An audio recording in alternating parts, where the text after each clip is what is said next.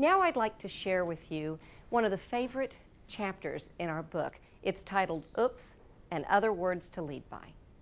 And to get into that, I'm going to start by sharing 4 simple words with you today. Now these 4 words may be the most important words that you will ever speak as a leader. These 4 simple words can determine the level of respect that you will command as a leader. And these 4 words can even make or break your career. Now let me tell you what these 4 words aren't. They're not, I want a raise. They are not, when is my promotion? And contrary to what you might believe by studying the actions of our nation's most prominent business leaders and politicians, these 4 words are not, I didn't do it. So what are these 4 words? Well, get your pencils out, because I want you to write these down, because you don't often hear these words, unfortunately, in corporate America. So here we go. The 4 words are, I made a mistake. Let me repeat that for you. I made a mistake. Simple, yet powerful, magical, and underused words in corporate America. Because you know, the fact is, we are all going to make mistakes. All of us do.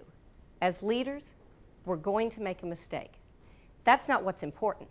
What's important is what happens after you make the mistake. What you do after the mistake will set the tone for what kind of leader you are, and it will speak volumes about your character. Well, I've got to tell you, how you handle a mistake is going to determine, I believe, how quickly you get to the corner office. And Scott and I will both tell you that it will absolutely determine how long you stay there. Because when you do make a mistake, I can guarantee you that your team members, your employees, your customers, your vendors, they're all going to be watching how you perform under adversity.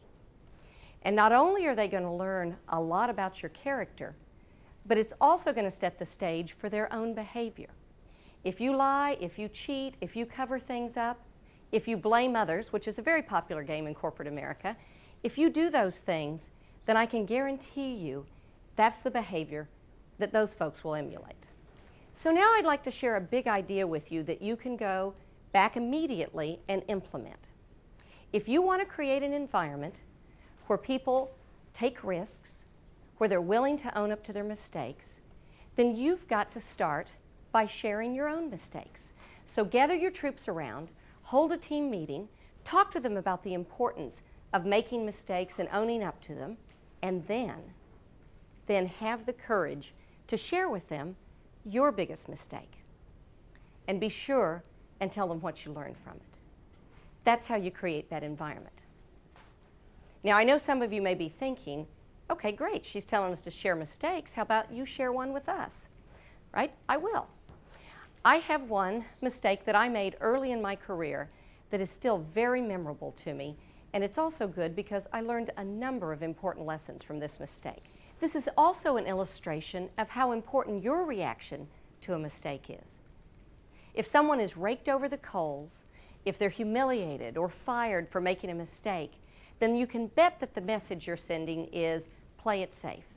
And playing it safe usually translates into no innovations, no breakthroughs, no big ideas. And that's not good for business, and it's not good for your career. So if you want to succeed as a leader, you've got to be failure tolerant. You've got to have the confidence to admit to your own mistakes, and you've got to create an environment where others are willing to own up to their mistakes. That's why this instinct is so important. If you want to be the kind of leader who leads from the heart and the head, then all you really need to do is follow your instincts. And don't forget to nurture them and to develop them and continue to practice them. Because that's when they just, all of a sudden, guide you from the gut. And you will be prepared and ready for any situation that you face in corporate America. And you'll be on your way to the corner office.